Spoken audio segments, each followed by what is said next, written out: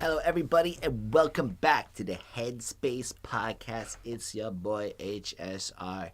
It is episode 46. Joining me tonight, as always, is this guy. You know who it is. It's your boy Chris Chrome. And we responded. We saw that we would put out episodes together, and you folks were not clicking on them as much as when other people were there. We accepted it, so we brought in Prophetry over here.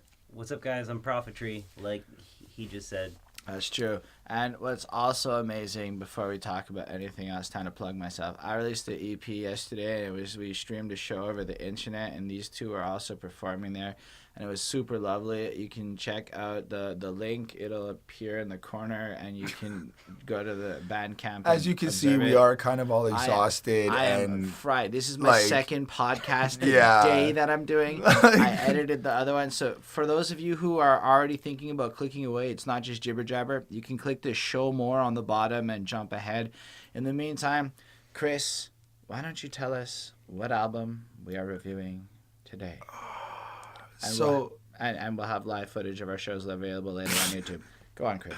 All right. So for this week's Headspace album, I was excited. I was really, really into it. But now I'm like, we're doing Ritz's last album, Last Call. Man, you just like spoiled your entire review. Now everybody knows what the fuck. Anyway, I know exactly what that means. All right. Like, there's. So I'm sorry. It's fine. It's fine. Moving on.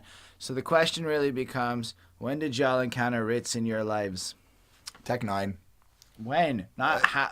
Like, no, Not okay. even listening. My bad. So I got introduced to Rittz around when he started popping off with Yellow Wolf and Tech 9, when he started White Jesus, White Rapper, around that. And it was pretty cool. It was nice. I liked the quickness. I liked the style. I liked the flow. Yeah. Not much. You, Mr. Prophetry, let the people hear your voice. So, like, that is also pretty much my experience. Like, I can't remember the first track that I heard from Rittz. Right. You know, and that's kind of been my experience with Rittz in general, is every time I see him, I'm always like, wow, this guy has, like, real technical skill. Yep. But I also he never hits me hard enough to like really get into him. Like, I've heard a bunch of his stuff, and every time I'm like, wow, he's doing really good at the delivery and everything's going really well. But like, I'm never like overwhelmed by emotion or thought in a way that makes me like really want to dig in. Fair. Yeah. Fair. So this album's the first time I really dug in to like a bunch of Rittz tracks all at once. I saw White Rapper in the suggested videos, and then I saw it turned down in the suggested videos, and I listened to those two songs. I know he's been featured on a couple of songs. I think Yellow Wolf's messed with him on one of the box Chevys or something. Yeah, they had like a whole... Sounds familiar. Yeah. This really cool MC Lars song has him on it, and then I tried to listen to his album at one point. Like, for me, it's within the last year or two, like... The White Rapper song, I empathized with the idea of being frustrated as a white person, because I've been to shows and experienced a couple of those things as a performer. So I was like, okay, but my assessment was very on par with how Prophetry described it. Maybe a little foreshadowing for this evening. But ultimately, it's just like, there was nothing about him that ever really stood out to me aside from being quick, and he's sometimes kind of clever and witty. But I really kind of like the feel of the songs, and the first couple ones you hear from him, it's really enthralling because he stands out the first time. Yeah. Anyway, he's got he's got a voice. But I could never finish White Jesus. I tried a few times. I think that's the name of the album that has like basically his dedication to cocaine in every freaking song. Yeah. And I'm not trying to be dismissive. It's just, for me, it was like, that's what I took away from my experience with earlier Rittz, is the dude loves blow. And that's about it. That's all I got from it. So maybe that turned me off a little bit. But in the same case with Prophetry, dog, it was like, this is my first real endeavor taking Rittz seriously. And I want to preface this for all the real strange music fans out there. I'm exhausted, and I only got a chance to listen to one of these hour and 31-minute length album. I got to hear each track once. So if I miss nuances and stuff, I apologize, and I'm going to give it a fair listen after the fact, so call this my first reaction to the album, as opposed to the normal level of enthusiasm that you have. Not enthusiasm, but normally I try to listen to every song on the album at least twice, maybe even 3 times. Like I give it a playthrough at work, depending on the track. And then when I do my review, I listen to the song twice in a row normally, if I can, but it's twice as long as like the average album, so he didn't give me. It's really long. But then I discovered that this was the deluxe edition, even though Spotify, because the digital deluxe edition. So on Spotify, there's more songs than like the disc version, which is kind of swell, but it's cheeky. Anyway, let's start talking about like more potent stuff, I guess. Man, if we had done this like 3 years ago, my like strange music infatuation phase was still happening, and I probably would have loved this. Fair. Anyway, I just want to throw it out there. I mean, look, in a sense, I feel like when you know strange music, you know what to expect in a way. And there's not much straying away from what they do. We will touch upon the album, and we will touch upon a lot of it, but in terms of what they always come to present, I feel like it's a lot of the similar things. A lot of the similar nuances, sounds. Yeah, okay, gimmicks. Now we're getting into album review. What we should be freaking talking about because we can just talk about the songs. We have 21 of them, is this lame-ass album cover. And it looks kind of retro. You know what? I swear we were saying that about Miley Cyrus earlier today, and I was just commenting that is the current trend. Yes. Everybody is trying to make retro-ass looking freaking album covers, and it's awful. This is look like the graphic designer didn't even try. It's like Rittz is just kind of sitting there looking like Rittz. Okay, he's got his big old hair. And I mean, I kind of get what he's going for with the neon signs and whatnot, but really, it's just him in a bar, and it's called Last Call. Which is like the basic general phrase of returning. Look, you know what it is, man?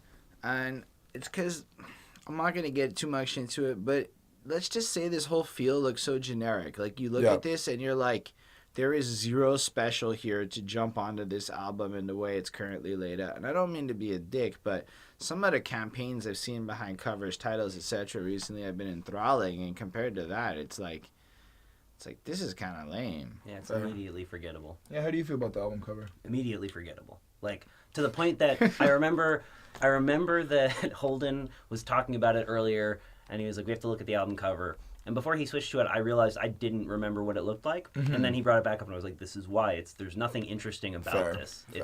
It's completely adequate and serves its purpose, but it's not what you want for an album cover. This is not the album cover people are going to look at and be like, huh.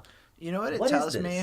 It tells me this album isn't like a concept. It isn't a story or anything. It's more like this is just going to be a bunch of songs. That's what I get from this album cover. And even the name, Last Call, like what is that? Like, are you trying to imply that this is your last album? That's what I thought too. But no, it doesn't feel like that. It's more like he's literally just writing about like, are you at the bar till 3 in the morning? That's what I got from it. I got like folks out there in Montreal, our bars close at 3. Let us know when your bars close in the comments below. We're curious. Also tell us where, because otherwise it's aimless. Anyway. Yeah. I don't know. So I agree. Completely unremarkable, unforgettable. It makes a crappy, really awful thumbnail. Like, it's just... I'm disappointed a little bit that Tech would even allow this to come out of his company. Tech's not on this album? No. I meant it's his company releasing this graphic. I know, but did you hear any of the strange shout-outs too? Like, not strange shout-outs, like the watermark there. Yes, and we'll talk about that. It's fine. All right, you guys want to get into this? Any more comments here? About the album cover? Nah. All right. What's that first one? Are we going to the middle of nowhere?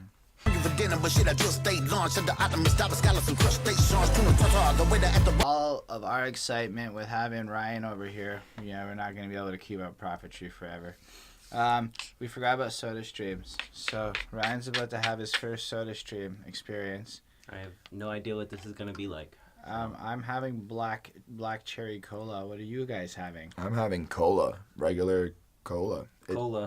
Tastes like Coke, dude. Poop. Super fantastic. Mine didn't have that pop. I think I may have done it wrong. Or maybe you didn't like seal it when you put the lid on. It's very delicious. It's very nice to have. It's a good alternative to regular soda. Kind of tastes like the real thing. The real advantage comes is when it's 2 in the morning and you don't want to go to the store. You got some shit in the fridge, always ready to go. They're not paying us, but still, they could. That's all I'm trying to say. Okay, let's get back into the song for real. So Middle of Nowhere. That was the little clip you guys just heard. And what did you guys think? All right, so let's talk about Rittz. So I'm going to have very similar commentary on a lot of songs, and there are a lot of songs, so I might not go into a lot of depth on everything, but we're going to go into a lot of depth because this is the first one. So Rittz here has an excellent flow. Yeah. Yes. There's no question about his flow. But it's almost mechanically predictable in it. So it's excellent in the sense that it's kind of hard to write, and there's a lot of words. But it's not necessarily like how it's delivered? Complex. It's just really good. It's just not complex. It's a really simple, good flow. It's something that I feel like it's something I've heard Rittz do multiple times. Yeah, of course. Like, I mean, not generically. of course, but the beat is pretty good. But Seven is Tech Nine's lead beat maker, and it makes sense. It's a freaking hype beat. Yeah, agreed. And he rides the beat well. But the song is kind of... Already we're going to start off with dislikes and stuff because I'm not that happy. Honestly. The chorus is real nice and I was kind of impressed. But it's more on this... See, in my experience with Rittz, and I've not listened to that many songs, but there seems to be a few subjects he's really clings to. And one of them is, I'm not as famous as I should be. I rap better than everybody else. And when they ask me questions, I'm coming at them out the middle of nowhere. And I'm like, whoa, buddy.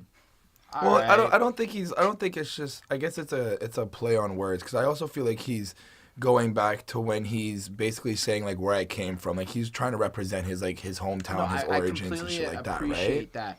But he did it in such a undeniably boring way. Fair. And this song is almost whiny in its tone. It's almost like Rittz is upset that he's not as famous as he feels he should be. And keep in mind, ever since I've heard of a Rittz a couple years back, it's kind of always seems to be it's almost like everybody on Strange Music feels that way. I feel the same way. Anyway, so that was just kind of like it for me. And so the verses had the crazy flow, but the content was nothing. I felt like it was just like if I tuned out the flow and I listened to the beat and I vibed to that chorus, it was pretty solid. So it wasn't boring. But it wasn't a good song either. It was just kind of like, all right, Rittz can rap, but what does he got to say? Oh, okay, nothing. 3.5 on 5. It's not that good, but it's not bad. Fair. I actually gave this song a 4 on 5. I thought it was really good. Content-wise, you're lacking. It's the same shit I've heard you say before. But I like the context of coming out from the middle of nowhere. I do like that. I do like the chorus. The beat was cool. I really got into the beat. I liked how it was like it sounds synthesized a little bit. So I was like that was pretty cool throughout how they had like synthesized waves throughout the song. But I'm agreeing with Holden on this one. Like in terms of what you're saying, it's like this isn't new. This isn't something that we haven't heard. We know you're like from down south. We know you're. I'm gonna go into it later on, but anyway, it's definitely not new. Fair. It's like I'm being rude with the politest motherfucker in the room, and I'm being so rude. I do want to say, though, that I do like the hype of the track. I do like, even though I admit that the flow is a little bit very predictable, I still like it. I still like how he does it. I still like how he laid it out. You can see the effort in the wordplay. You can see the effort in even the word placement. It wasn't a solid track. I just disagree with you.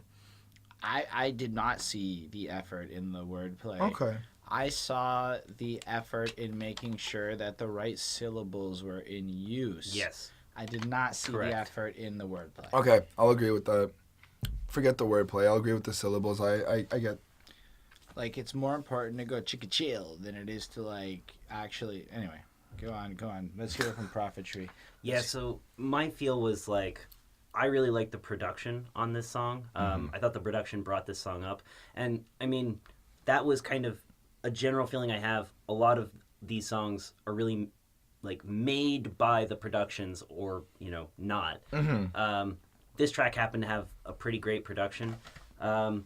His flow and delivery, like, across the album, this song is, like, a good opener in that same general trend. But it's, like, he's very technically proficient, like, robotically so. He does it all, like, it's just really nicely pieced together as far as, like, syllables and rhythm go, right? Like, yes, very good.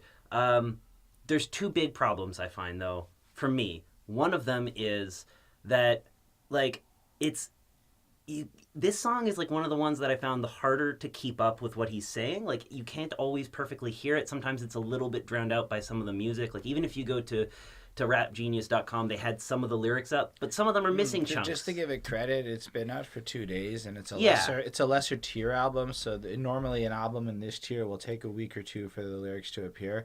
So I just want to be a little like just as that's fair. No, that's totally fair. But I would say it's more of a quality to the fact that he's right. He isn't as famous as he wants to be because his lyrics aren't being popped into Genius quite as fast as, let's say, a Hobson. But that also, with that, it's also maybe because you're saying the same shit. Your lyrics aren't. Let's get to another song before we start saying it's redundant. Yeah, but okay, yeah. Just to finish my point, so like that was one issue I had, and then the other one was kind of like, you know, there was no soul. There was nothing interesting going on in those lyrics for me. Like even the stuff that I could catch, it was like, I'm not surprised. I'm not enlightened. I'm not even like pushed to think about anything or reflect on even like a tiny little like nothing. Like I didn't get anything out of it. You know? What'd you give it? I would give it like I'd say like a 3.5. It would be a 3. I'm right but the production brings it up. The production brings it up. All right. In a normal review that's not 21 songs, I totally want to like go into super depth a lot, but we still have 20 more to do. So let's just press rewind before the decision to do this album. Nice. See, you can't hit the back button. There's a pain. So I was being a hater on the last one because there was like really nothing to it. This one had more to it. Oh. So I'm not. No, it really did. This is confusing now. Okay, go. So I happen to really like find, unlike Ryan over here, that he was surprisingly clear on every song, and like I could almost understand every word. But I just want to say that we like more than a lot of people, we do get into like that strange music type. I mean, I guess I've listened to a lot of albums this year. I've gotten better at deciphering. It's not that. It's just I found it was clear. So I was really listening to like line for line what he was saying here. And this one is kind of more him exploring his past. He like went to school with a gun. He got expelled. His dad kicked the shit out of him. Like his parents got divorced and this and like kind of what happened to his life after. And I'm like, oh, all right. You're telling me about yourself a little bit here. It's personal, but it's personal in a way where it wasn't so redundant. Like here, I'm realizing Rittz has got the Rittz flow, and we're gonna get a lot of the Rittz flow on this album. But he sings a bit. And like, I don't know if on this song, in case you didn't, my bad. But like, he comes in with this really potent, almost vivid visual of these memories he's putting down on this track. And I actually was like, okay, now we're talking about something. Now, that's the credit of the song. On the other hand, a lot of the way it's constructed does still kind of feel like that mechanical flow. And so it doesn't necessarily have the soul I would have liked behind these rhymes. And one of the things that I discovered when I started rapping is that if I was going too fast, I would get a lot of criticism that the message or there's some part of the delivery gets lost when you're chopping consistently like that. And I noticed it. It's like the words in the stories, they don't mean as much when they're coming that quickly. And if you were to like slow down and chop less, I actually think Rittz would get a lot more of what he wanted out of this rap world, because this one was really good. But it was hard to digest, and I'm not gonna go put this on for like it's work to understand a Rittz song almost at that point. Yeah. So I appreciated the production, the feel of this. It was worth the almost 5 minutes. I give it a 4 because it's not brilliant. It's just a good song. I didn't get that. I felt like this was a little bit of a continuation of the last one. I didn't really get the follow-up. I apologized. It's okay. Like, I didn't think it was that deep. Later on through the album, I kind of like start to get it. But right now, I felt like this was just another kind of like a mashup of the last song. I agree with the whole mechanical flow thing. Like, he's keeping the same type of rhyme rhythm when he's rapping that the emotions are lost and you're not really conveying the message anymore. You're just really trying to put it more into the skill. And like, look, not to discredit the skill, but it's like Big Pun. Big Pun was just lyrical, and that yes, that's it. Big Pun was just lyrical. But when I say like Big Pun, it's like a Big Pun in the sense of how Big Pun approached lyricism is how he approaches flow, and almost like this mechanical, like it's more about having this ridiculously constant machine gun flow than it is about anything else. Anyway. No, that's it. No, that's absolutely it. And that's a really great comparison because I get you, but I still feel like I'm starting to want to listen to more slower raps now in terms of wanting more emotion, more diversity in terms of understanding the bars. It's like, anyway, what about you?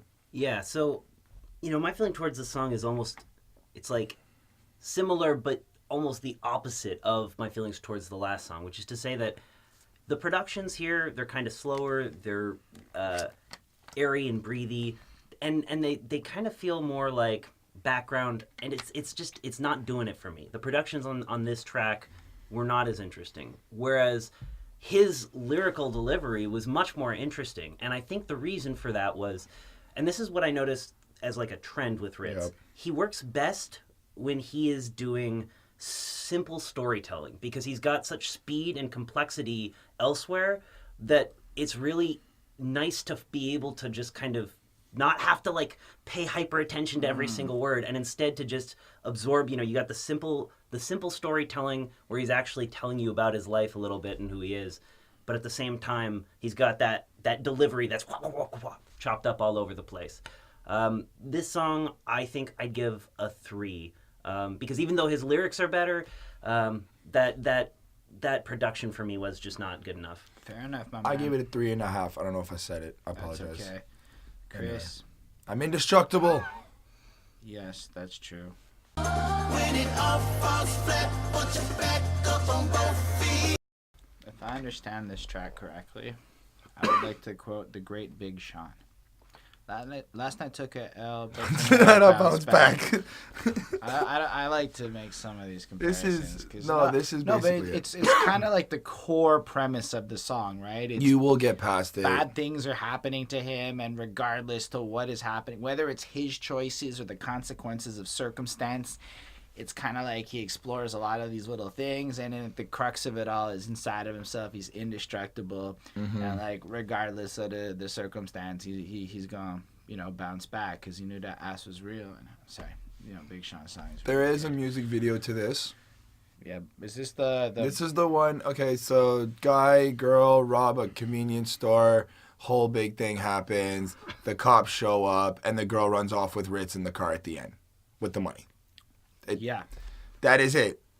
I'm not gonna lie, I wasn't paying attention. That is it. And I actually, when I first saw the music video, I actually had a rant in terms of like I hate watching these type of things because I'm not trying to say that I'm a gangster or nothing, but hold on, weren't you just saying off camera you weren't gonna give your rant? Listen, I just feel like this has to be addressed, okay? I'm not trying to say that I'm gangster or nothing like that or I'm hard, but if this was the scenario, I don't know why the girl went in with the gun. It's nothing against her, just I wouldn't put my girl or a girl that I like or care for in that situation. Oh, this is a good Chris Cross. So I'm just like I don't get these. Just to explain, this is where Chris watches the music video. And yeah. Goes, my girlfriend, I wouldn't treat her like that. And now you're getting a rant based off of his personal. No, I'm just like I don't get these things. Like I just don't feel like this should be like I feel like anyway. Song bored me still, I'm not even gonna lie. Like in terms of the song quality, the song bored me. This shit was a 4 for me. This was a 3.5 on 5 again for me. Like straight up, it's just we get it. You're indestructible. I've heard this before. That's my thing. See, I'm not a huge fan of the. Okay, look, there's the generic version. I've heard this before. Right. And there's the guys clearly trying to show some growth, some changes, some struggle in his life. So I feel like parts of this album are just arrogant nonchalance, like middle of nowhere. That's all this was. But this is more on he's trying to display his humility a little bit more, and that because he admits to like mistakes, right? It's not just that he's this flawless superhero. And I don't know. To me, it was.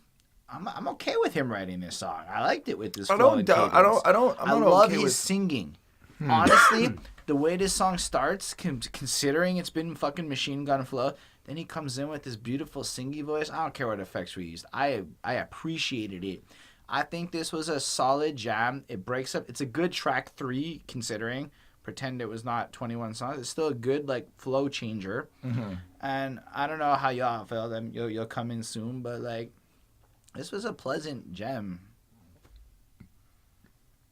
I mean, this song is kind of like, that's not my reaction. This is where I started to glaze over a little bit. I get you. And the reason is because like this is the point where I realized how much of a trend there would be in this album, with songs sounding very similar and having similar strengths and weaknesses. So I do like the strengths and weaknesses sometimes.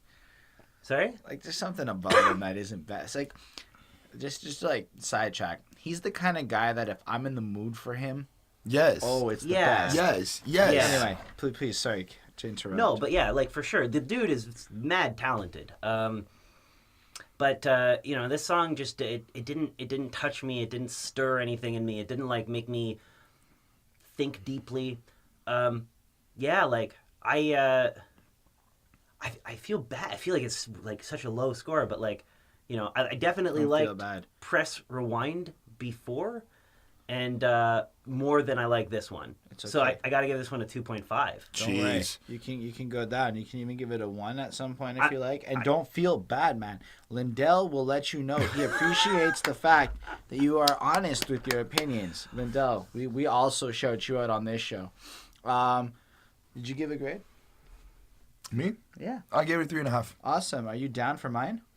No, I gave it a 3.5. You gave it a pick off. Let the pick dogs to be redneck. Let my breast stack till I'm in the bench drawer. Number 10, gotta wipe a pimp down. Okay. Let me try and defend this shit for a quick minute before I go in. So, he's technically proficient. It sounds like a rope. Anyway, we're going to say that a lot on this album. But go on. The beat is fantastic. Yep. It's one of the nicest beats on the album. Yep. He hits the flow proper, and it makes sense that this was a single and it was made to be a single. Yep. Now, let's get to it. All right. How many songs have we reviewed on this channel alone this year? That is Too a many. backpacker, lyrical motherfucker going in on mumble rap like it's some fucking thing while saying in the middle of his fucking rhymes, I am in my own lane and I sound distinct. Fuck that shit. Everything this dude said in this song, I have heard in another motherfucker who was a backpacker who has come out here and basically said, fuck mumble rap. But you're more popular than me. Like, you're more popular than me. It sucks. I should be more famous. Lil Yachty, I'm hating on you. And then Lil Yachty on the other side of it on his album is like, wow, I'm making all this money. It's so incredible. I get to buy cars. Why are you hating on me? And this is just the other side of that coin. This is why he writes those songs. Because he's sitting there like, why is Ritz's single making fun of me? I don't know, Ritz. Why is your single making fun of him? It's the end of 2017. Like, it's just baffling, man.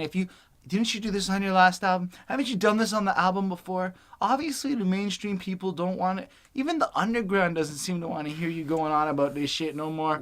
All I'm trying to say is, this is a done to Illminder Hobson 5. It's a lot. Came out how long ago? No, it's a lot. When did Illminder Hobson 5 come out, dog? Done to death. And you sounded generic doing it. So all in all, that's it. I'm giving you a 3.5 on 5 because objectively, if this song comes on by itself and it's not on an album, it's above average. That is it. But guess what? You're a hypocrite. That's why you're not famous. That is the entire point. Breathe. Got it out. Breathe.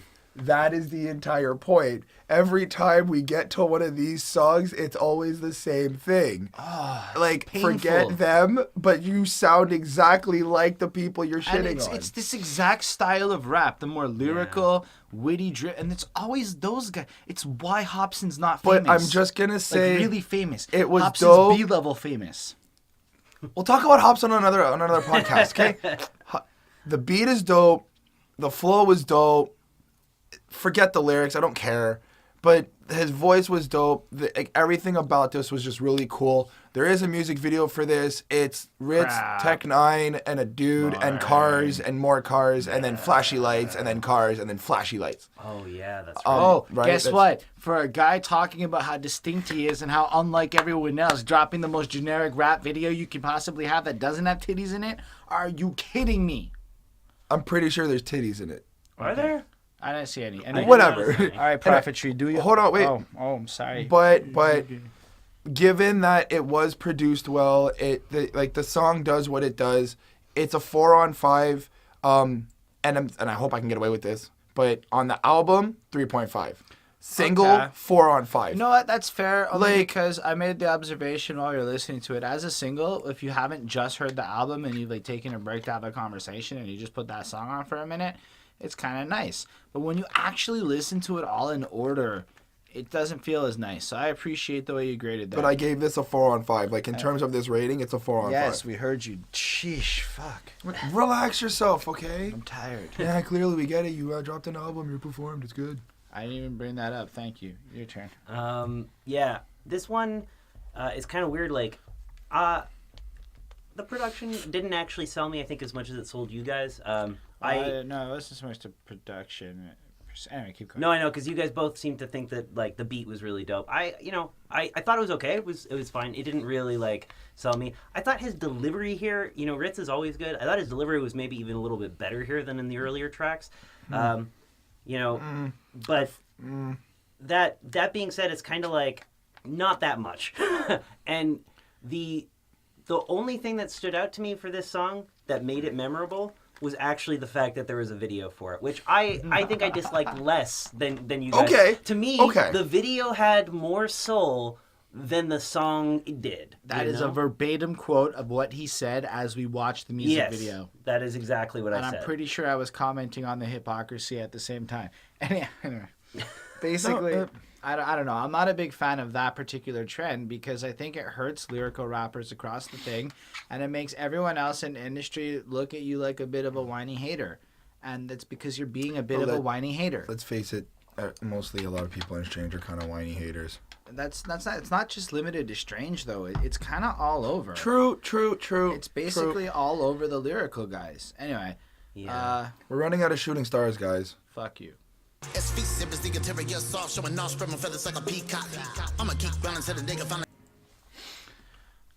is the Pie Jam. This is the other song that I felt was generic and kind of like making fun of other rappers, but kind of ironically making fun of him too. Nobody's like me. I'm unique. I'm the shooting star. I'm this. I'm this, and there's no one else that can do me. First. Yeah, a million other people said that. Look, we're gonna maybe not. I don't have a lot to add here. That's it. I felt the chorus was more distinct on this one. Yeah, that's It true. had like its kind of, vibe to it. The production was on the, I guess, compared to any of the slower ones we've heard so far. A little weaker. His rhyming wasn't interesting, but I want to give him credit on something that's maybe not so related to this song. But one of the things that's been really bothering me amongst rappers, especially Macklemore's album, was song structure. Verse, chorus, bridge, chorus, whatever it was. Yep. Rappers these days seem to pick one or two structures and kind of cling to them. And the first song was 3 verses with choruses. The second song was 2 choruses. The third song had that singing introduction. And so far, to give Rittz his credit, he's been versatile in the structuring of his songwriting. Fair. And for all of the other things we might want to criticize, I just wanted to give him those props because he deserves them.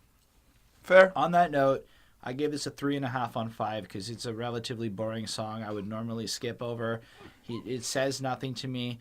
It's more like at this point, rappers feel like they have to write this song. That's another thing too. I don't know why rappers feel like they have to write this song. I feel like if you're gonna feel like you have to write a song about feeling you have to, that would be interesting. It's more like it's like mommy said I'm special, so I'm writing. That's how I feel when I hear it. Anyway, I get you. This is you know, and it kind of takes me to my like overall feeling about Rittz, which is he is like very, the content that he has that very personal. Like, sorry to cut you off. It's just, you have like songs like this that are, they're very cookie cutter. There's a lot of that I find. Like his delivery style is unique, but kind of the core of his lyrics are often very cookie cutter. So much. And that's kind of, I find, his big weakness is I understand why as a rapper too, right? When you write stuff that's that dense as far as the rhyme scheme goes, it's really hard to also make sure that you're like sliding in, you know, metaphors or like clever puns or having like, you know, some kind of really deep thought process, because you're making a sacrifice with each syllable, right? It's a conscious decision, and that's why I think that the simple song structure works really well for him. But this song personally is kind of like just a really good showcase for that general feeling that I get from a lot of Rittz songs. I give this one a 3 stars. I think that the hook was more distinct. I agree with Holden. But, you know, didn't really do much for me, and I'd skip over it. Fair enough. Don't be such a dorky rapper, Chris. Trying to copy me, but they can never beat this Caliente. Time for me to bring the hardcore back. Oh, let's say the other one down for the whatever is the mumble rap attack. At first, I thought this was the mumble rap attack part 2, the way it starts, right? Because he's going after rappers, again, of a particular style. Until that third verse kicked in, and I realized his target's Lil Dicky. He's going after Macklemore. He's going after Mac Miller. He's basically going after all the white guys who are okay being dorky. And I'm, I guess, one of those guys, so I take it a little personal, right? Oh, I'm a fucking dork and I rap. What you gonna say about that? Anyway, he's going after like that. And don't get me wrong, I get what he's saying. It's more the people who take the culture and make a joke out of it. Fair. And make like silly rhymes. I don't do that. But yeah, I see where he's coming from. And the way he dropped that third verse, and then you consider the Jake Pauls and the guys who are currently dominating on YouTube and seeing the evolution. That's just shit. And I kind of get where he's coming from. But he sounded like such a fucking dork until he got to the dorky rap parody part. And that was probably the really cool.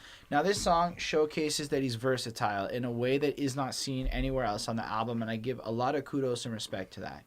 But all of my rant from earlier still applies here. Dude, you're not helping your case. You're just picking a new target and shooting bullets. It's like if you point the finger, there's 3 remain that point back at you. And that's all you're doing here.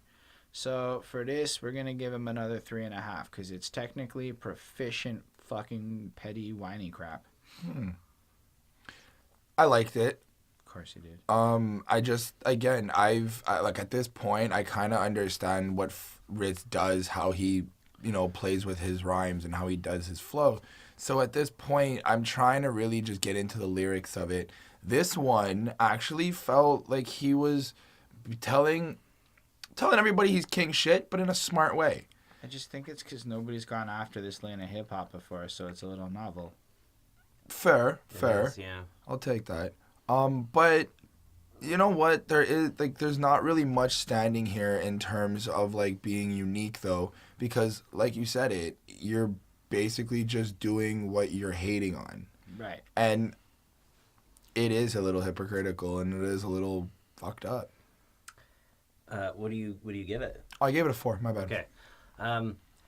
So this is kind of funny for me because my it's the first song where I feel like I have like interest in it, legitimate interest, and and my reaction initially was that I heard the song, and I kind of like felt immediately like he's kind of targeting the rapper that I am a little bit. This is like you know, me a little bit, and. You know, I wasn't like particularly offended or anything, but it was that last verse that really made it interesting because he, you know, I had to check and see if he had a feature before I realized, no, he's just like doing a totally different style. He's doing it like He he's caught like the flow to prove he could do it. yeah, and I thought that was awesome. It made the track feel like it actually had soul and thought. It was interesting. And yes, you know, I agree, blah, blah, blah, whatever, he's attacking people.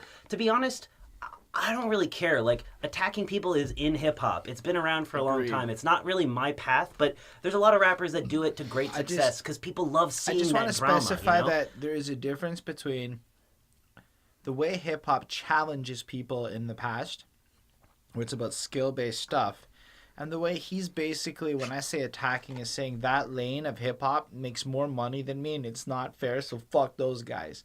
And that's not hip-hop. He's not proving he's better. True. He's whining. And that's my grievance with it. Yeah, and I totally understand and respect that point.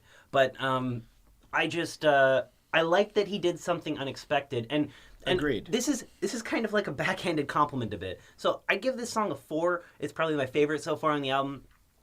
And the reason is because it's the first song that's memorable. All those other songs that we've passed so far, I forgot immediately after listening to them. I had jotted some notes and stuff, but... Like, full confession, I hit Dork Rap because they released it on Spotify before the album came out. And I had turned it off before the third verse. So I didn't even know it came until I heard it on the review. I turned it off before that third verse because it was so indistinguishable from the other ones until he proves that other voice, almost validating what he's talking about. And even if he'd done that on the mumble rap track that he attacked, that would have been kind of cool, like Tech 9 did. But if you think about it, he just pulled the Tech 9 move. And he actually makes fun of people for copying Tech 9 later on in the album. I thought I'd point that out there. Yeah, Rittz, I'm on your case. Look, Strange Music fans, I respect the talent here, but come on, be real. It's not that good. Fair. It's just a big crash and burn.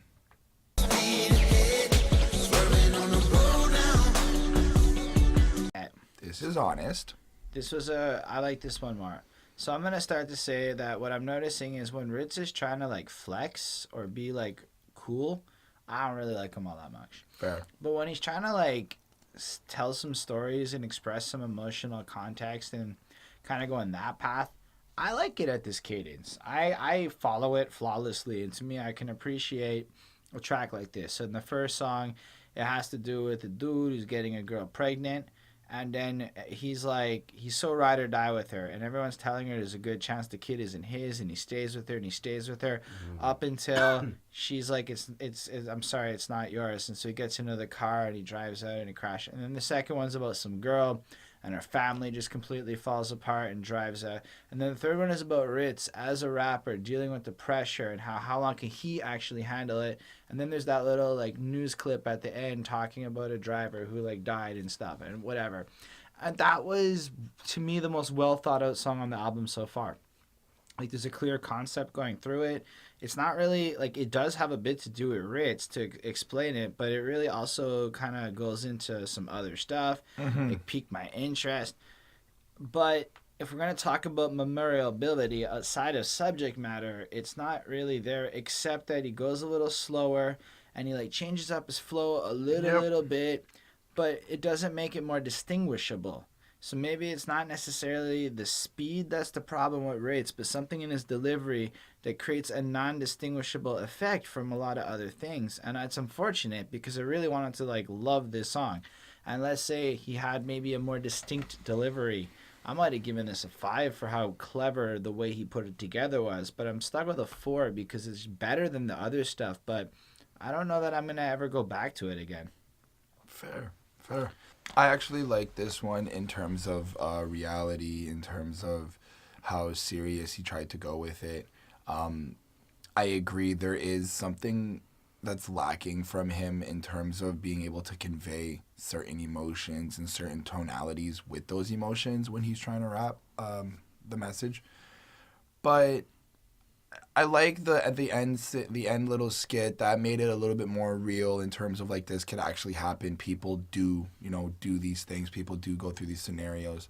And other than that, I really just don't have much to say. I find like a lot of it is just kind of similar. He has that still. He's not rapping fast, but he still, does a little chop up here and there. And his whole rapper verse at the end was twice the cadence of the first two verses. So, But it was half the length. Right. But I did give this a 4 on 5. I felt that the beat was smooth. I felt like I enjoyed the beat. I thought it was a nice little change. So, yeah. Yeah. I kind of, Holden makes a really good point when he brings up how something about the delivery really loses value for Rittz. Because, like, this song does have kind of an interesting idea behind it a little bit. More than the other stuff, right? There's, like, a narrative. And, again, I feel Rittz is at his best when he's, like, doing simple storytelling stuff. He does that better than, I think, anything else when we're talking about lyrics. And I think this song could have had more impact if it was delivered in a way that just kind of had a little bit more human emotion in it. It's it. I think I get it. There's a lot of robot, like... It's like there's the Rittz voice, and everything has to be said in the Rittz. It's almost like the way Wu-Tang guys seem to always use their Wu-Tang voices for everything. Yeah. And Rittz is kind of... But but, like, even those guys have a certain degree of variation in their tonality and stuff, and Rittz almost seems to have Rittz mode. Mm-hmm. I think he addresses it at some point in the album. I'm pretty sure there's a point where he mentions something about, people being emotional in raps and how that's not what rap's about. Well, I think there's also a part. We'll get to that when we get to that song. Yeah. I don't know if I'm going to remember it, to tell you the truth. Yeah, but that is an interesting point of view, but it's not so much about emotion still. But okay, just to counter that, even like if you look at it not as Illmatic, there's tons of emotion. It's a matter of being emo or not, perhaps, but it's a matter of being almost like you're supposed to kind of be acting a bit, right? But that's the thing. And even on Illmatic, there was difference. And the drama behind the Rittz performance isn't there. So I feel like the story's there. The intensities may be there. Fair. But the drama, which has always been a part of hip-hop, however you want to call the emotion, the drama is not there. Not like girls fighting drama. I mean like the theater behind hip-hop is it's not really in this song where it really should be. It's like almost like there's no ad-libs or anything because he's going so... It's like, where is it? Like a girl crying. How are you supposed to do ad-libs if you're going machine gun? I don't know, man. I think there's actually a song that immediately comes to mind for me, which is there's I can't remember the name of the track. There's a KRS-One song that came out not too long in the last few years that kind of talks a little bit about this type of rap, like the robotic rap. I think they talk like a big part of it is auto-tune, but it's also this like super fast chopped up. But it's that soul. KRS-One is such a good example of like how to do the theater of hip hop. That man knows how to present. That guy, we can talk about at another point. He comes with his own flaws. Yeah, sure. Look, every rapper has flaws for their strengths, right? Nobody's perfect. But one thing about KRS-One is he certainly knows how to reality check a situation. That you ain't getting paper, no miles. You a hater and I think I know why. Cause I be taking long vacation. I think in a couple of these tracks that we've been discussing, I commented on the fact that he was kind of whiny. I think it was even the last one or the one before. He was kind of whiny and it wasn't hip-hop. Mm-hmm. This is like the opposite. The guy actually had bars. They were clever. It was witty. It was like, for the first time on this album, I felt Rittz just went in like a way that was almost paying homage to a golden era lyrical hard style. Like every line was clever, most of them. The flow was pretty tight. I mean, I didn't have a chance to freaking dissect this song. I heard it the once and I was just, but I got caught into it. Mm-hmm. I read the flow with him. The beat was nice. This experience was proper, and I honestly don't really remember what the song was about in specifics, but I think it was more in this scheme of actually proving he is that excellent rapper that he's going on about. I did find it kind of Eminem-y, and I don't know if that's like, it's not because he's white, but it was in the kind of nasal bars, punchline driven, the flow, the construction. It made me feel like the way Eminem approached the Slim Shady LP, and I like that. And I think Rittz actually can do that really as well as the simple storytelling you were describing. But it's almost like most of the time he doesn't want to put in that level of effort required to drop something quite like this. So this was pretty cool for me, and I gave this a 4. it's not like next level brilliant, but like it was a good piece of this album. Like I don't think this album is bad. All of my criticisms aside, I think it's like a well-made album that's just missing that little thing to take it to the next level. Right. I enjoyed the track. I don't really remember much from it, to tell you the truth, but I know I enjoyed it. I like how he tries to be a little different, and how you can kind of see he's like not very comfortable, which is what I wanted to bring up a little earlier. He states somewhere on this album, and I apologize guys for not remembering, but he states here on the album that he's comfortable when he raps fast, and that's where he likes to be. Yeah, and I feel like I understand that.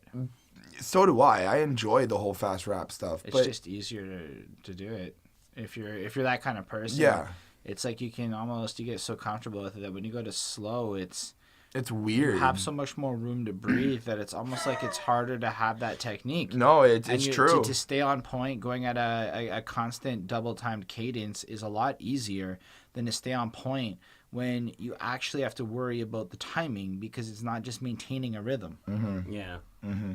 But with that, I feel like he kind of trapped himself in there, where, especially on this song, I felt like we could have used some like Migo flow. We could have used some like I get like it, the triplets, the way they do it, some type of like little Uzi type feel, just in terms of being more like. I don't agree at all, but I get what you're trying to say. You know, there's a million better flows you could have picked than that one. Anyway. Well, I just like something that was more. Get it.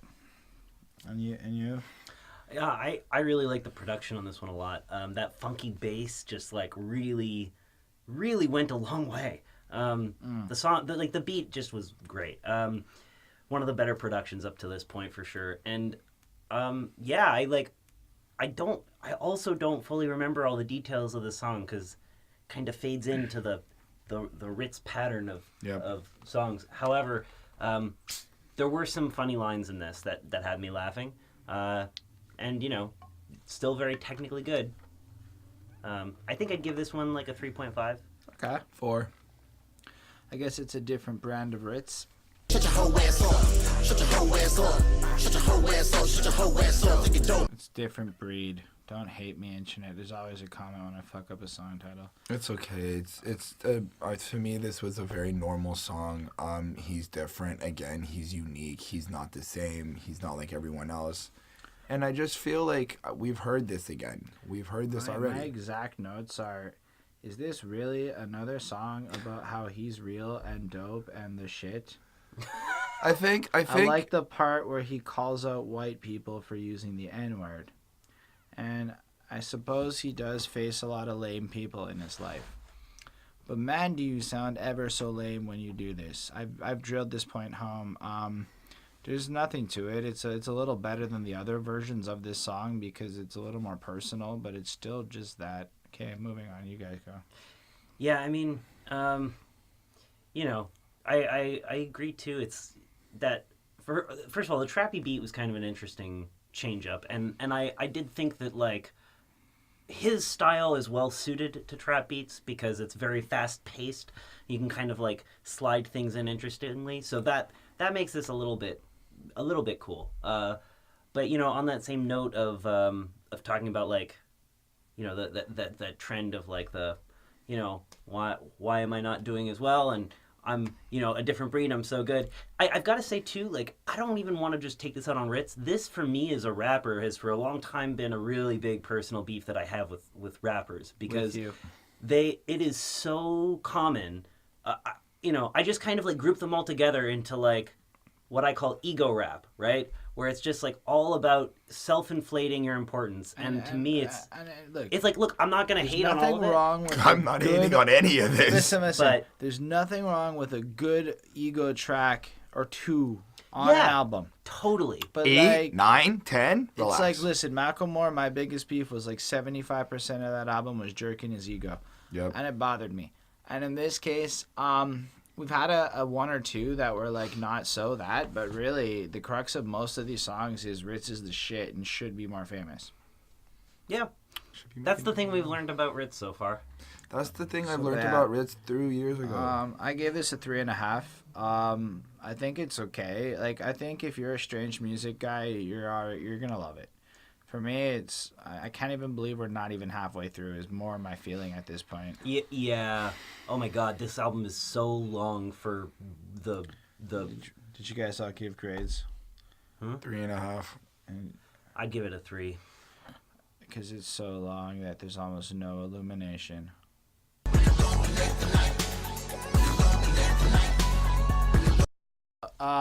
Look, this is probably my least favorite track so far. He followed up the last one. I mean, it's just I didn't really even have notes on this one because it just felt like another track in the same vein of I'm special, love me, my mommy told me I'm great, so I'm gonna tell you on another track. And it's like we're not even at the halfway point, and you've already managed to kind of get me to a place where I'm a little like bored, right? Like, don't get me wrong, I understand what is changing here. The beat sounds are differing, and it's basically proving that Rittz is capable of producing a song on multiple types of beats and adapting his flow to different things. And I suppose if it's a matter of stroking a cock of talent, it's doing that real well. But from like a soul or sustenance perspective, I'm feeling so dissatisfied right now. Like, there is no good stroking happening. I give this a 3. This is just boring. I don't know what it's about. I don't care. I'm never going to listen to this again. I'm special. My mommy says she loves me. And I'm glowing from the inside out. So that's why I should be more rich. 3.5 on 5.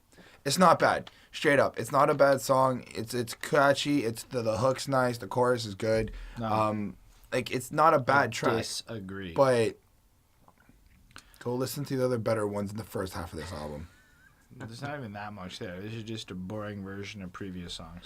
Yeah, I think the only real nice thing I have to say about this song is the production once again coming to save the day. Like, I do kind of like, there's this effect that happens, and I'm not 100% sure, but I think it's a really bassy synth that they use almost as like partially melody, partially percussion that happens around the time that his rhymes hit, and it really complements them and kind of makes them pop, and it's a really cool effect. But yeah, other than that, this song was not really that great for me, so I'm gonna give it a 3. Yeah, this is the part of the review where we realize that there's not a lot of new stuff coming and that it's taking a while, and we don't want you to like click away because it's too long, so we go faster between the songs and we fly into the sky.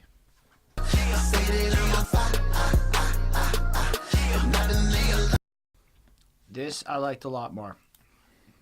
This is memorable because he's aggressive, and I like him when he's aggressive. You almost feel like a tone shift in the way he's delivering it. Yeah.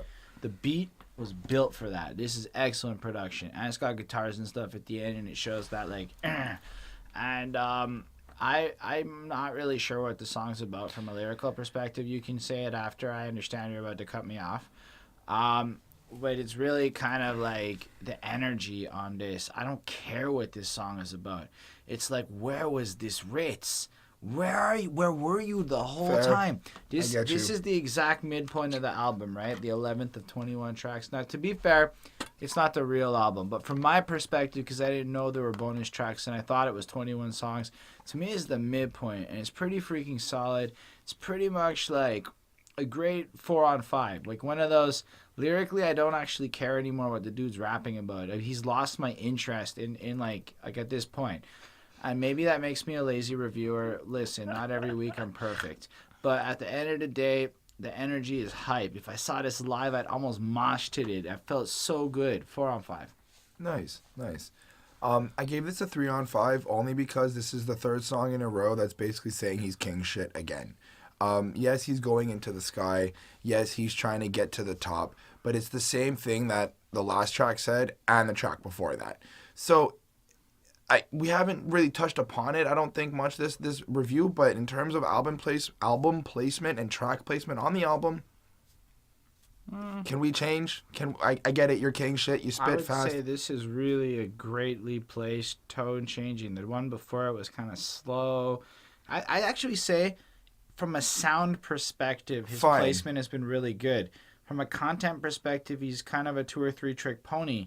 So you're given the length, and we can talk about album length once I'm more annoyed, because we're still in a reasonable album length. Fine. I just feel like right now, in terms of listening to where I'm at, where I was at now, I just feel like we get it. Like we need change the content, change it up. Well, he will in the next song. Okay. Right. Of course. But then, you know what? I did like the beat. I do like the more aggressiveness from him. I gave it a 4 on 5. I just don't think that... Okay, we get it. Your turn. I don't know that I have much to say about this one. To be honest, this is like the point where I really just like the Rittz songs just all blend in. This is like the 9th time I've heard this song. I at this point, like I've tuned out. It's like background noise for me, and it's good. It's really, really good background noise. Don't get me wrong. Like, you know, if you want to talk about like the type of rap that Rittz does and who it appeals to, right? I've noticed this. There's 2 types of people in hip hop, maybe 3, but like there's the type that are really lyrically focused, and then there's the type that are really musically focused. And the musically focused types almost always don't know what the fuck people say, even if they actually... Sorry for swearing. You can swear. Fuck yeah. Okay. So even if they have like... shit, I lost my point because of that. sound Even if talented. they have an excellent... Yeah, so okay. So like the guys who... The people who like don't listen to lyrics, that focus on the music, right? They... just want the voice to be a percussive instrument that has emotion that's getting across. And Rittz like does the percussion well. Not necessarily the emotion. I would say the emotion is here on this one. Yeah, that's possible. But for me, this track kind of fades out. I don't even know that I want to give this one a number review because I don't feel like... Just do it. Pick one. Pick a number. 1 to 5. Infinite. 1 to 5. Okay, I'll give it a 3. Awesome. Fuck cancer.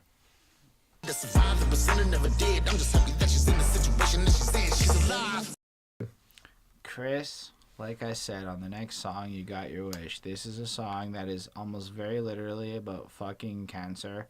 He has 3 stories, and I believe not all of them are survivor stories, but just 3 stories about cancer, of anecdotal experiences of people close to him who've had it.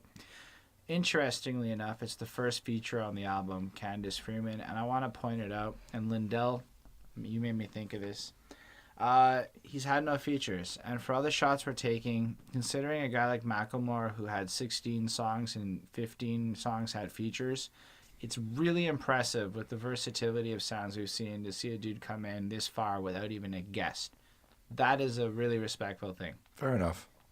This song is the Rittz effect talking about cancer.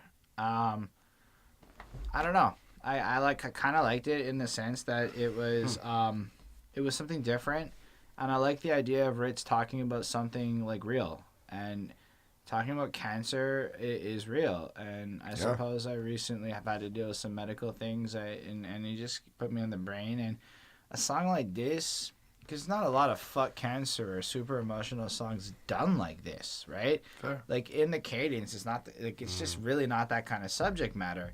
So like for one of the first times on this album, I'm like, Rittz has contributed to something. He's given people who like this style of music per se this kind of song, and maybe I do want that high double timed energy thing if I'm ever dealing. Anyway, so I appreciated what he did. I felt it was realer than a lot of the other ones he's done. And I give it a 4.5 on 5 because nothing on this album is perfect and deserves a 5. I gave it a 5. I'm pretty sure you knew this was happening. I thought this was amazing. It's like he had 11 songs that were about the same subject and I didn't fucking like it. And finally I got a new song. Go, Ed. I'm done. 5 on 5. That's it. There was the repetitiveness throughout the entire thing, and finally he decides to go on something that's really real, really an actual topic to bring up. He's like the honesty, the rawness in it, the authenticity about it. It was really cool. Yes, I'll admit the Rittz thing is on it. I'm gonna overlook that because the entire album sounds the same. But this, Okay, you can't say the entire I know, I'm album catching sounds that. the same. I know. And then say this does not. all I want to say is Very this is a true, really though. great song. Okay, this is moving on this here, is a really Jen. great song. So this song, I have really torn feelings on. This might be the one I have the most torn feelings on. Because, like, on the one hand, we've gotten through one song until this song, right?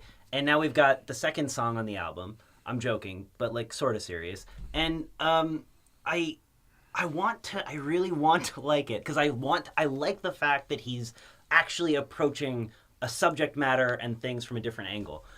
But... you know, maybe it's just like I've not listened to it enough and I haven't soaked up all that it has to offer. But my immediate gut reaction to this was it feels like he's trying to take this subject that people can relate to, you know, cancer. We all know someone who has had cancer or dies from cancer, and he's trying to, like, you know, milk the emotion out of it. But the problem for me is that is, like, it is so told as a story. Like, I've heard this story so many times that for me, this didn't stand out. This wasn't, you know, Rittz helping me see cancer from a new perspective. No, this was like me hearing a story I've heard before, but now with a really dope rhyme flow. And so I couldn't really get into it as much as I wanted to, despite the fact that it is like, yes, he's trying something new and I respect that. I'll give it a 3.5 for the effort of change. And in the spirit of bad puns, lose my cool. Niggas on my crew is in the bully and the aim crowd is cool to be lame nowadays. So excuse me if my attitude is. This is a significantly improved version of the I'm a better rapper than everyone else song. And the reason for that is because rather than just like being like, I'm the best, y'all just know it. I've been here for 10 years. Like all the normal shit he's been saying, he's kind of like, this is my history a little bit. And then the second verse is just white rapper 2. Because really, that's all that was. But like in general, I like the idea of him actually explaining the struggle he's had to overcome and accomplish, and in like showing his grit, and you know, showing some like part of him that wanted to fight for this, and just show some passion with it. And that made me like this version of the song, but it's still the same freaking song. So it's a 4 because it's a better version of the same freaking song. All right, production's fine. I don't got more on this. There's a lot more to go still, so. 3.5 on 5. Okay. I didn't feel this as much. I thought it was like, okay, you're rapping fast, you're cool, that's awesome. It's still another I'm King shit song. And I was like, yeah. He does have a swell fucking beard. I like it. Fair. I think Rittz has done something truly genius with this song, which is he has managed to, you know, up until like, I don't know, we must be at like 45 minutes into the album at this point. He's had 2 songs, and now he's managed to go from the 2 songs back to the first, right? It's like, what? The first was over, but no, it came back. Bam! Rittz, man. Just killing it with originality. I've never seen a rapper do that before. I mean, it's a better version of the first song. Jesus. Not really. It's like, I mean, I know it might sound like we're being like overly critical to you fans out there watching this, but really, like, consider it. The guy has more or less made a bunch of songs about how he's the best. If you feel differently, that's what that comment section below. And I would love to understand what makes Rittz super brilliant in your mind. I'm just, and to, especially to the dude who requested it, if you're like a big fan, we're not trying to insult anybody who's his fan or anything. Mm-hmm. I see it. Once upon a time, I would have been. It's just the soul is bah. Yeah. So 4 on 5, because it's a better version of this song. I don't know if we all did the grade thing or not. I'd give it a 3. Did you do yours? 3.5. All right. This is gonna go on for so long. So long, and thanks for all the fish. You had a reputation for playing no games, hitting licks and making people take off all their shit. So this is about Rittz losing either one or multiple people. I didn't have enough time to figure it out so much. I think his father. But I think it's also because in the first verse it sounds like a friend, and then it's other. I think it's multiple people. But I think it's actually his father, and he's describing his father as multiple people in his life. Okay, that's possible. I don't know. Why do you think that? I read the annotation. It's about his father. It's So the annotation might be wrong, and we're just saying the annotation is stating that it's his father. Yeah, go ahead. No, I'm not saying he's right or wrong. If you know, let us know. I'm just clarifying the source so that we're not stating it factually and being incorrect. We're just stating it as we see it. Because I took it like it was like it might be that this is just his father's death or whatever played out over multiple personalities. I don't know. I think he says Papu. Like he But, uses like I'm father. fairly certain I caught that there was like a different kind of story happening as it transcended. I might be wrong. Like I said, I might be wrong heard too. It like once, so it's and if y'all gonna try and tell me that I only heard it once, so I don't know the brilliance of Rittz, it's just there's a reason I'm probably not gonna go hear it again. Sorry, but like this one was actually great though. This is like the exception to the rule. I really fucking like this song. Mm-hmm. And it seems weird to say it after what I previously said, but I like it when Rittz goes on these real stories. I mean, you can feel the fact that he really went through some emotional experiences attached to this loss, and it gets conveyed. His voice is less static. He actually has almost different versions of the Rittz voice. Like we got the 1.0, the 1.1, and the 1.2. Yeah. It's very similar, but there's slight differences. There's like a couple of like updates to make it slightly more interesting. Fair. And I appreciated that, considering we're at track 14 of 21. So like, I mean, we're almost at the end of the real album, but still, like, you know, like I was okay. But I give it a 4.5 on 5 because it really was a well-made song. And it wasn't boring, and it actually kind of is like something that does stand out to me. Maybe because I'm fascinated about songs of people dying. Fair. I gave it the same mark, 4 on 5. It's very strong, very passionate, very emotional in it. And you can tell even with the Rittz voice, he sounds like he's crying. I'm going to give him that. He sounds like he's kind of like his voice is cracking, like he's about to burst into tears making this song. And this is the first time on the album I heard that, and I was like, real. So 4 on 5. Prophetry? Yeah, man, I feel so guilty for this because this song for me is like, at this point, I had tuned out, and Your band. I don't have like good commentary. I just feel bad. Like to me it was just another Rittz track, and Okay. and I think like, and it's stylistically another Rittz track. Yeah. and the thing I will say that, you know, in my defense is there are like Illmatic is under the length of this album so far and has like infinitely more content to it. Yeah, but there's a whole discussion behind that with like longer albums. Well, actually, and... it's a great point. There are many tracks that could have been cut off this album, and it would have increased the mark. Right. There's at a certain point when you and have your that's- and audience listen to the same track over and over That's taking again. into account that the real album's 16 tracks. They still could have shaved that down to 10 for the way this album was laid out, because there was so little. This album is relying on the fact that there's lots of beats. People do want to listen to that percussionist bassy flow. And in the modern streaming era, having a 21-track album increases the likelihood somebody hits play, it plays through the whole thing, every 16 plays counts as a sale, and it's really almost a money grab to bank a little bit of extra cash for strange music. And that's the truth behind these albums, man. This is a crew that really understands how to optimize the sales revenues. And that's a little bit how I felt. Like, Rittz was just throwing shit at the wall at this point. Now, this particular song, no. But for the better part of this album, just trying to elongate it. While that may be true, I think the problem ends up being that, yes, like in the short term, that's great for marketing and sales. But what does that get you when you have a bunch of people who could have been really big fans who instead come out of an experience feeling like, man, that was a lot of time that I've just had sucked away, you know? It's at some point, like, there's something beautiful in conciseness, in saying a lot with few words, and Rittz does the opposite of that, and that's part of the problem, I think. Because, like, I'm not saying that you can't have a 22-track brilliant album. It's just this is not that. Yeah. Fair. And did you give a grade, Chris?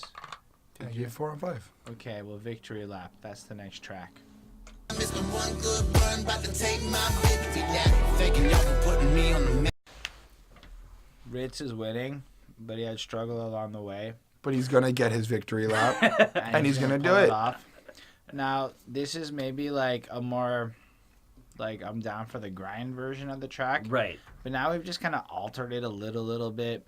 I mean, maybe that's this album. This album is like, it's my last chance to be super But famous. you know It's what? like, I don't know, man. He had his last chance on Dying Breed. He had his last chance on Illumination. He had his last chance on Into the Sky. It's another version of Rittz basically going, I'm going to get to where I want to go. I have my destination. I'm committed. I'm going to grind. I got to give it to him. The fact that he still got faith after a decade gives me faith. But, like... Fair, man. Which is cool. But, like, at the same time, this track is... I mean, it's, again, a slightly different flow. The beats are not there. But, I mean, the beat is there, but, like, it's different. It's not the exact same. I mean, we have had some redundant-ass shit in the past. And I'm not trying to say that it's completely like that, but holy crap, am I ritzed out? No. And then you got to consider, there's still, like, 30 minutes left, right? If you're going to run through it. It's almost, like, at this point, a little cruel. Thanks, buddy. But, no, your track is all right. I give it a 3.5 on 5. It is better than boring because most of what you do is not boring, but it's boring in bulk. Yeah, Yep. that's fair. I gotta say, with like no real solid logical basis, I like this song probably the most so far on this album. Okay. I like the beat a lot. I think he goes well with it. It is very much similar subject matter, but for me, like this one, I just like was like, yeah, like there was a level of kind of Relatability. and it sounded good and I was feeling it and like the vibe on it. I just really dug the vibe. So this one I'm gonna actually give it like I think the highest mark I've given so far, which is 4 on 5. Cool. I gave it a 3.5 on 5. Cool. Is that all? Because Yeah. I'm only human and my patience and exhaustion is kicking in. Homie on the dog food, daddy got clean. Talking to him, all we doing is nodding out sleep. Pull him out of just Stretch. So when I heard that at the end of this song, I realized that might have been the end of the album, and I Googled, and it turned out all the extra tracks were bonus tracks for the digital release, which really pushes my theory it's a cash grab because there's like the bonus album that has 2 tracks, and then there's just 3 extra tracks if you're on Spotify or one of those services, right? So it's really an elongation move, and which is fine because we'll talk about those tracks. But this is the end of the actual Last Call album for like, I guess if you still buy CD's version. And the track's kind of addressing the fact that he's a sinner of sorts and he's done lots of things that are bad. And he almost like is saying that he's only human and that's kind of part of it. And what I hate about this track that really makes it like really annoying is it's like he's priming himself up to be like, yo, I'm not the best person. But then, like, rather than being apologetic or humble or something, he's just like, yeah, but I'm only human, so what the fuck do you expect? And, well, to respond to that attitude, well, I expect you to be more apologetic and humble if you're going to tell me about all your damn sins. What's the fucking point? You're basically going to... Your attitude that you're conveying with this thematic situation that you're putting on is more along the lines of you're just going to do it again next week. And that's kind of obnoxious to me. And so many people do this with this tone, and it's like, you don't even understand what you're saying. You're basically saying you're an asshole and you don't care, which is fine. But then say you're an asshole and you don't care. Don't try to, like, pretend like you have some ulterior motive. Like, it almost sounds like you're trying to apologize. You're trying to make this track, but instead you're just coming off like a fake fuck to me. And I really don't like that feel on this track, and it kind of diluted the energy a bit to me. Otherwise, it's a nice break from a lot of this album, and it's okay. I do like the humanity displayed. It's just I don't like the delivery or the tone on it. So 3.5 on 5. It's an okay album closer in theory. 3.5 on 5. I mean, this is something that you hear a lot, and this is something that I also get tired of hearing too. And I'm as well probably part of the problem. And I think that if you are going to acknowledge that you're doing something XYZ and you're not going to change it, don't be telling people then. Don't be mentioning it that you're trying to be better or stuff if you're not going to. It's more the part where your excuse is I'm only human. That's the part I disagree with. Fair. I my notes, I had this like one line for this this track, and I it's actually a one word kind of review of this track, which was meh. Yeah. Like that's kind of where I'm at this point. Like most of these songs feel like rehashes. They're not intriguing me. They're not keeping my interest. I'm like not. I would. As a normal listener, I would have tuned out of this album a long time ago, but because I'm reviewing it, I was like a prisoner forced to listen to this entire thing. And that's kind of how I felt at this point.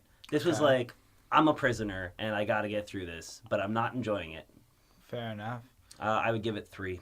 So it's like, in some cases you win some and you lose some, and in other cases you live and you learn. Taxes, I should own my own masses growing up. You gon' live and learn. One day the Lord above. Is it just me, or did we get into like bonus tracks and it's like it got cool for a minute? Like this was pretty fucking nice. Yeah. Like the flow felt cool. Like it, maybe it's because like it didn't fit the album, so we put it as a bonus track. But like it's such a breath of fresh air. Everything about the building of this song is cool. Just the message is kind of very But it's like you make a mistake, you live and let learn. Like. But like I'm just saying, the energy's it's a breath of fresh air. Yeah, no, I'm not disagreeing with that. But it also, sorry, go on. Okay, but let me counter that. And I wrote this in my note. This is like the first song where I'm like, I like legitimately agree with your message. And so even if it is a generic message, like we're finally on the same level. So I'm happy. And I thought this track was a banger, man. This is my favorite track on the album, and it's not even on the album. You know, it's a bonus track. Fair enough. I give this a 3.5. I totally don't agree that it's like the greatest thing like that. I do appreciate the message, but like I feel like it's so simplistic. What was it? I think it was the Macklemore album as well, where he basically wrote an entire song, and we're like, yes, this is no. I actually appreciate obvious. what the message is. I feel like the way he approached it was just jackassy and like Ritzy. It's Rittz. Fine. Maybe part of the problem is that I don't think me and Rittz would get along as people, and maybe I want to be friends with Rittz. I'm not gonna lie. I don't. That's where I'm at with this. So I want to be friends, but I don't. Like think I he'll appreciate the message. Don't get me wrong. Ideologically, it's basically the crux of my life is to learn from my mistakes and to get that, and it's very observational. But it's still kind of not that interesting at the end of the day.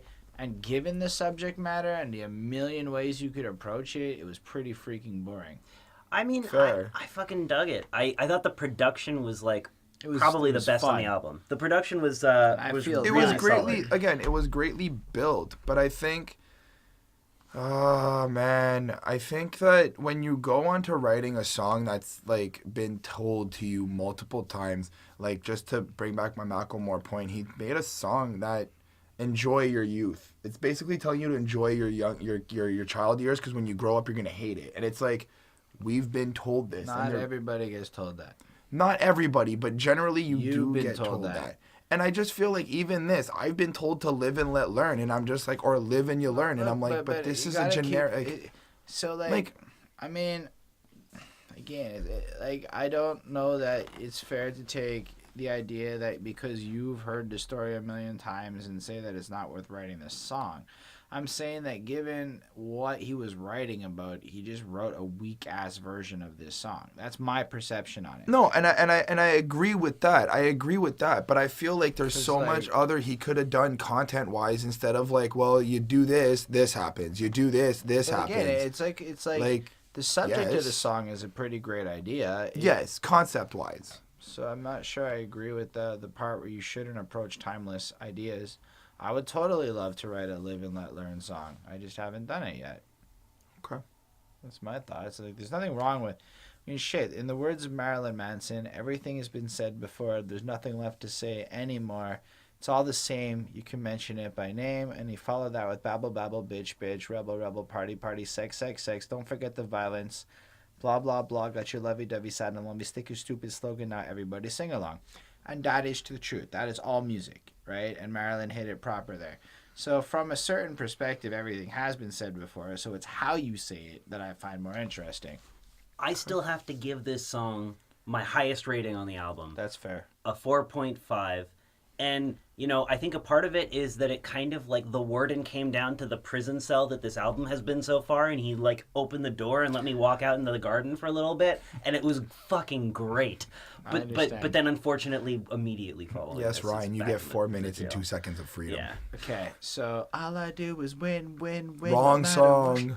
But it's in the eyes, you on the side, I'm a prime red. I'm just proud of what I did. When people see you living better. So I really like this one. I like the guest verses. I think everybody really did it justice, and maybe it's just because there were guest verses and there was like extra stuff going on.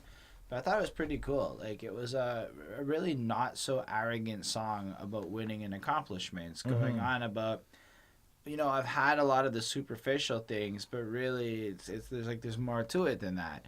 And I kind of like the approach they took. It was like, wait a second, we've left the album and now you're getting interesting on your subject matter. And maybe because it's bonus tracks, but it seems like we've just had a real variation. So we've gotten song 1, 2 on the album, and then you going back to 1, like you said. Then we got 3, and now we got 4. And I was pretty happy with that because it seemed like a cool transition. Beats dope, whatever. Rittz is Rittz. 4 on 5.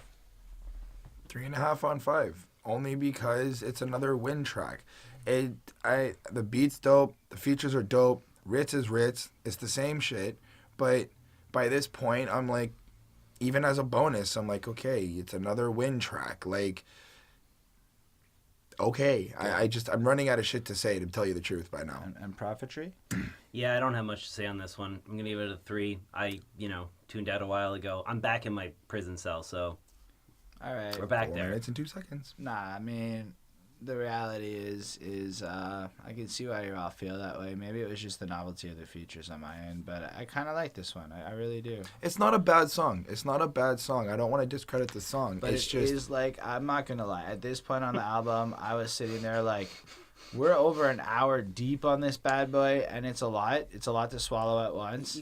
I think what you're saying is that you may have come down with a case of Stockholm syndrome because your captor, you finally had feelings for him. The truth is Rittz just wanted to tell me about the good life.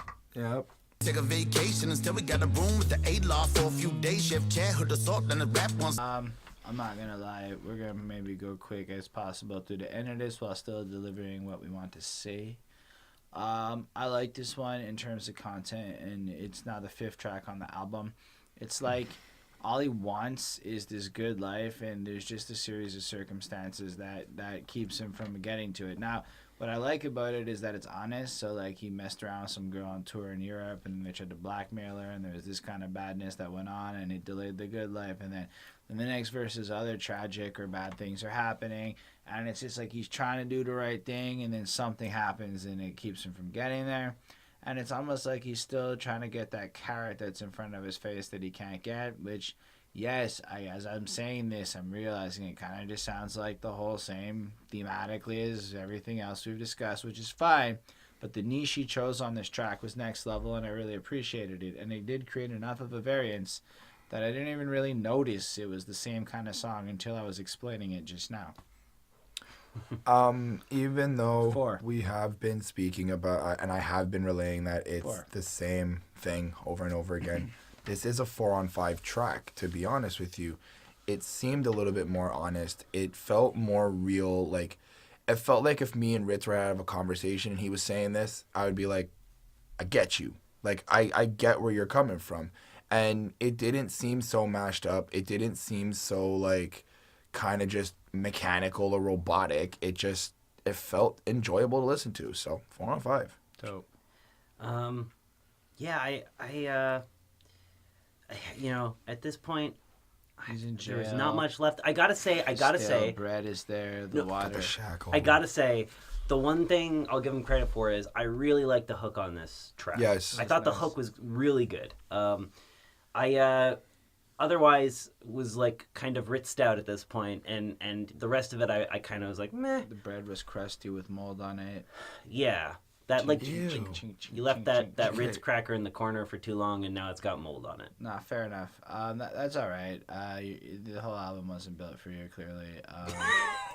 I'm just saying, let's have a side note conversation on the side note. Glad that this rap shit happened. Having adapted to act, ain't having to ask kids. Folk know you can blow me like you. realest part in the entire album happened on this track. Like, I'm saying the realest shit I ever fucking heard in probably most hip-hop this year happened on this track.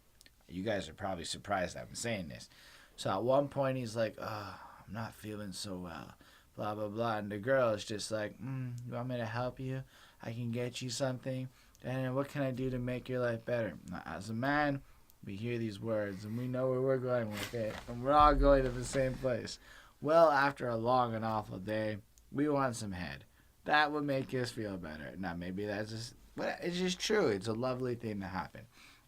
And when a woman is offering to cook and all this other stuff, and you go, you can suck my dick, and I've tried this with that exact verbiage, it never works. And you get that no, that like fuck off, that he got. And I had to say, that's the realest shit I ever heard. And I just wanted to share that with you all. Otherwise, it's a really interesting track that approached hip-hop in probably the most scientific and like empirically interesting way. Like, almost felt like a paper, like he was citing the different sources and stuff. And I mean, as I'm saying this, I realize it's another song criticizing hip-hop, but still, like, it was a decent one. And I thought that like the flow, it's almost like a tier above, like these are the Spotify exclusives, so let's go as hard as possible. And it was really noticeable in his delivery, and I really appreciated it. And I gave it a 4.5 on 5. I gave it a 4 on 5 for its realness. I kind of got this feel with the ending, including that he was going after hip hop and how they approach women, how they try to like they talk about them, and how they kind of show up in a lot of the music.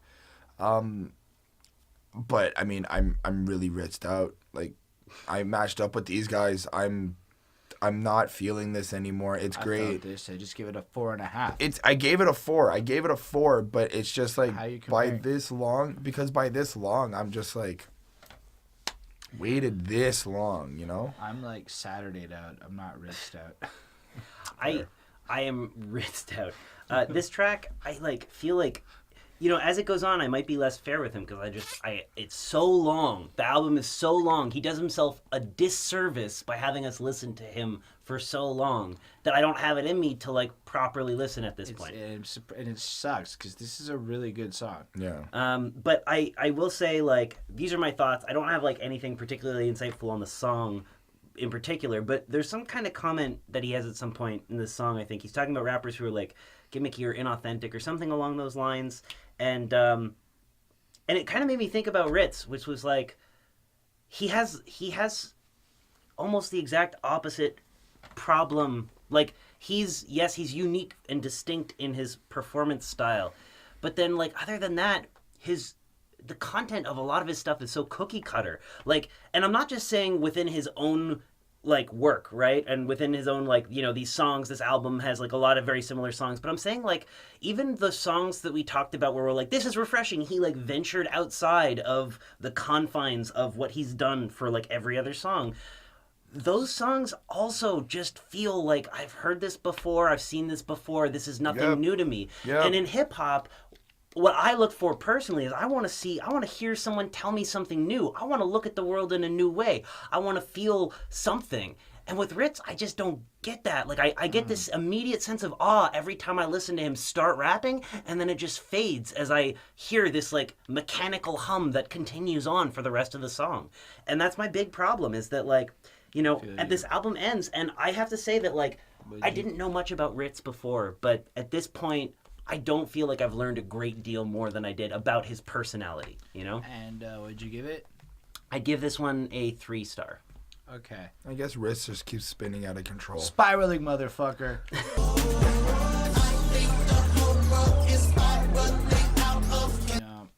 I like this. In light of your giant rant about how when he does step out of the box, it's generic, I felt like I was all ready to walk in here and be like, this is exactly what the fuck I wanted out of Rittz the whole time.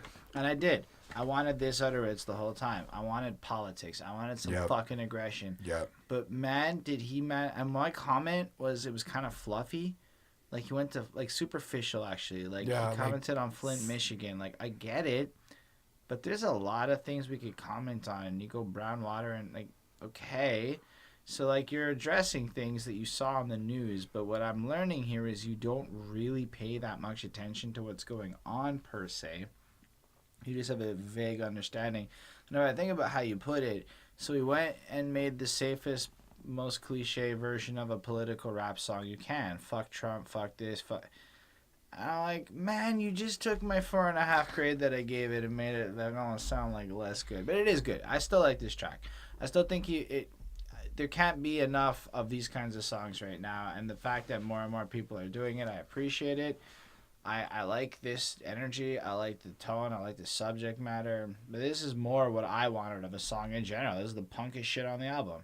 I really fucking liked it. I give it another 4.5. 4 on 5. I like how he actually talked about something political, talked about the world, talked about society, didn't make it so personal to him. I mean, even if he did a good job at masking that a little bit. I do agree with Holden, though. It's a little fluffy.